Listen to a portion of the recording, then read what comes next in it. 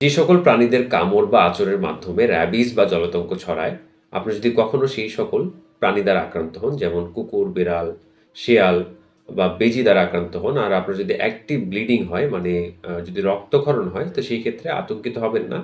ফার্স্টে নিজেকে সেফ কোনো জায়গায় সরিয়ে নিন। তারপর আক্রান্ত স্থানটিকে রানিং টেপ ওয়াটার, মানে টেপটা ছেড়ে দেখা যায় ফুল স্পিডে ছাড়বেন, ছেড়ে ক্ষতস্থানটা তার নিচে দিয়ে রাখবেন ২০ মিনিটের মতো। আর পাশাপাশি সাবান ইউজ করতে হবে। তবে অবশ্যই খেয়াল রাখবেন আ কাপড় ধোয়ার যে সাবান আছে সেটার মধ্যে ক্ষারের পরিমাণ বেশি। আর এই সাবানটাই হচ্ছে উপযুক্ত সব ধরনের ভাইরাস মানে কিল করার জন্য। ৯০% দেখা যায় ভাইরাসকে এই কাপড় ধোয়ার সাবানই কিন্তু মেরে ফেলতে পারে।